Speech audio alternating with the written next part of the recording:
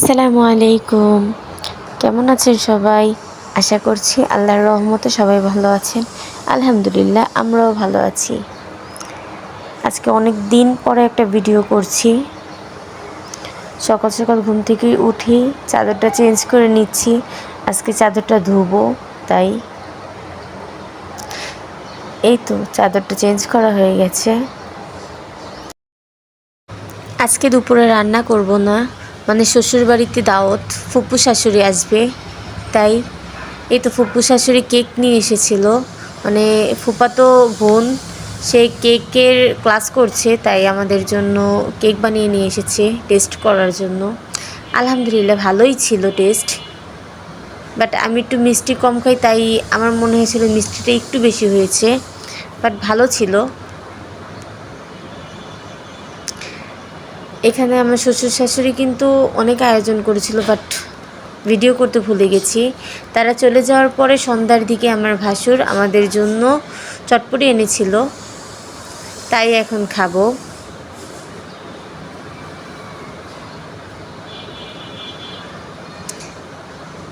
আমি কিন্তু অনেক ভিডিও করতেই ভুলে যাই, তারপরে মনে হয় যে ভিডিওটা করে নেওয়া উচিত ছিল, তাহলে আপনাদের সাথে শেয়ার করতে পারতাম। নেক্সট বার চেষ্টা করব কিছু কিছু ভিডিও আপনাদের জন্য করে রাখার জন্য। আর আজকে আমার ভিডিওটা যদি ভালো লেগে থাকে তাহলে প্লিজ একটা লাইক করে দিবেন আর সাবস্ক্রাইব করে পাশে থাকতে পারেন। এই তো সেমাই রান্না করেছিল আমার শাশুড়ি, আমি আবার লাল সেমাইটা খেতে খুবই ভালোবাসি, তাই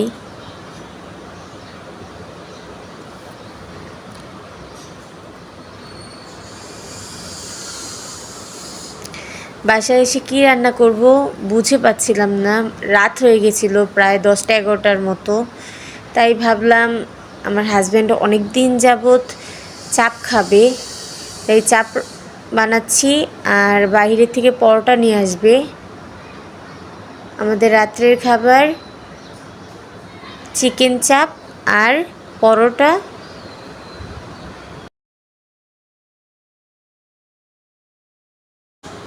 প্রয়োজন মতো সব দিয়ে দিচ্ছি। আমি যেহেতু ফার্স্ট টাইম বানাচ্ছি, তাই হয়তো বা এত ভালো হবে না আশা করছি, বাট দেখা যাক কী হয়।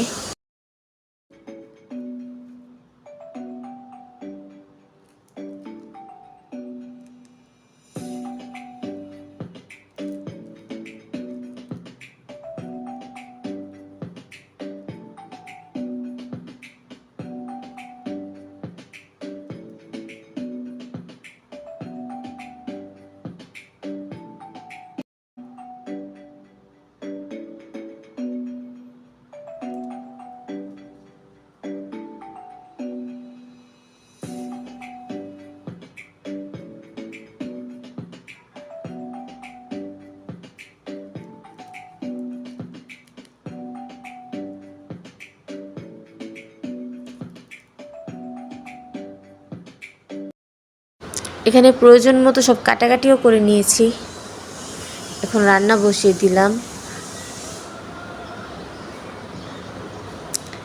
যেহেতু পেঁয়াজ ভেজেছিলাম, তাই কড়াইতে এখনও পেঁয়াজ একটু একটু আছে দেখা যাচ্ছে।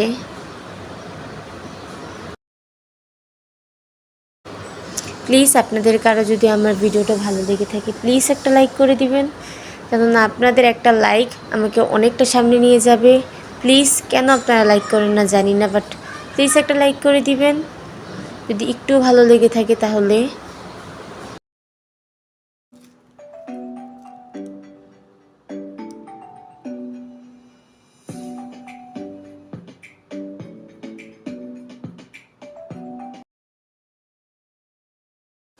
আমি কিন্তু আধা ঘন্টার মতো চিকেনটা মেখে রেস্টে রেখেছিলাম, তারপরে এখন চুলায় দিয়ে দিচ্ছি, হালকা একটু ভেজে নিব।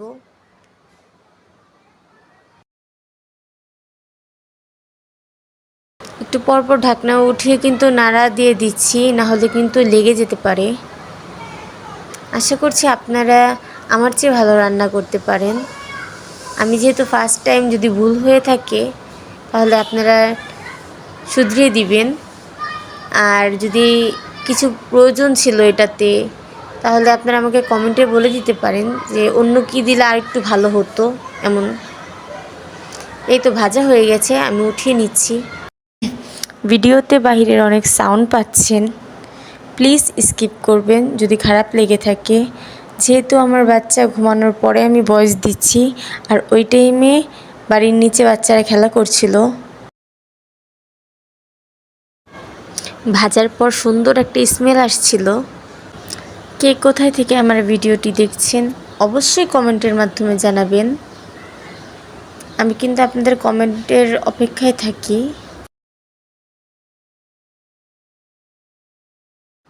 আবার পরিমাণ মতো তেল দিয়ে দিচ্ছি।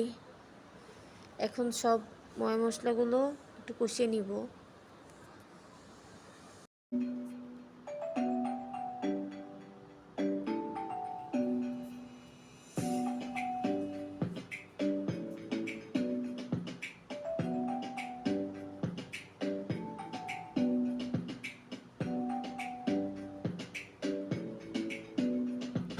যেহেতু আমার মার বাড়ি আর শ্বশুর বাড়ির সামনে, তাই আমার প্রায় প্রতি সপ্তাহেই 2 বাড়ি থেকে 1 বাড়িতে যাওয়া হচ্ছে। আর আমার কেন যেন 1 সপ্তাহ না গেলেই মনটা কেমন কেমন যেন লাগে। কিন্তু রাতে থাকতে পারি না, নিজের বাড়িতে যতক্ষণ না রাতে আসছি ঘুম আসবে না। সারা রাত কেন যেন মনটা ছটফট করতে থাকে নিজের বাড়িতে না আসা পর্যন্ত। তাই সারাদিন যদি শ্বশুরবাড়ি বা মার বাড়িতেও থাকি, রাত্রে আমার বাড়িতে আসতেই হবে। ছোটোকালে বাবার বাড়িতে থাকা অবস্থায় যদি কোথাও যেতাম, রাতে কখনোই ঘুমাতে পারতাম না যতক্ষণ না বাসায় ফিরতাম। আর ভুলেও যদি নানু বাসায় যেতাম, সারাটা রাত তাকিয়ে থাকতাম।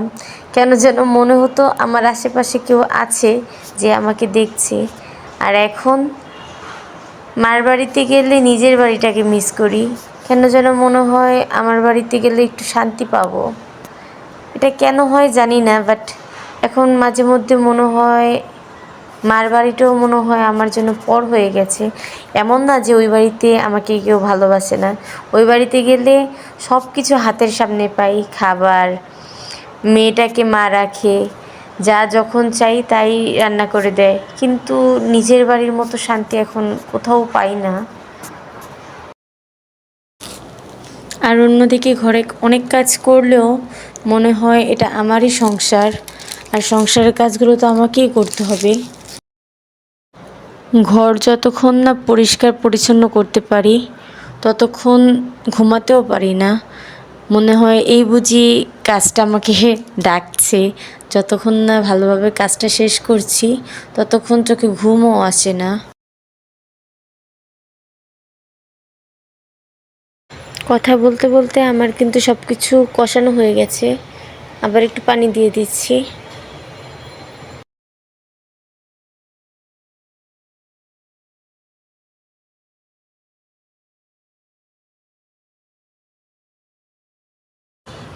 এখন চিকেনগুলো সব দিয়ে দিব, দিয়ে ভালোভাবে নেড়ে নিব।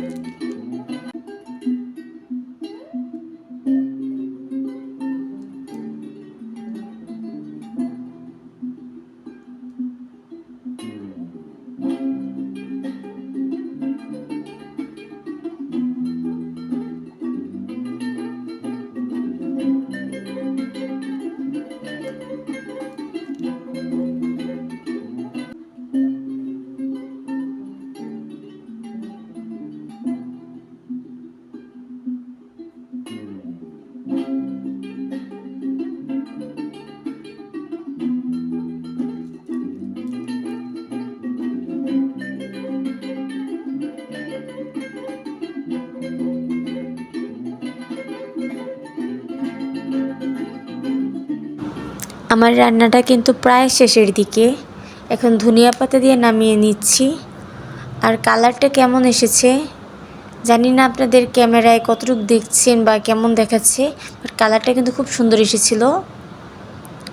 এখন সুন্দর করে সার্ভ করে নিচ্ছি। এখানে আমার হাজব্যান্ড পরোটা আর সবজিও এনেছিল। আজকের ভিডিওটা এতটুকুই। আসসালামু আলাইকুম। সবাই ভালো থাকবেন আর আমাদের জন্য দোয়া করবেন।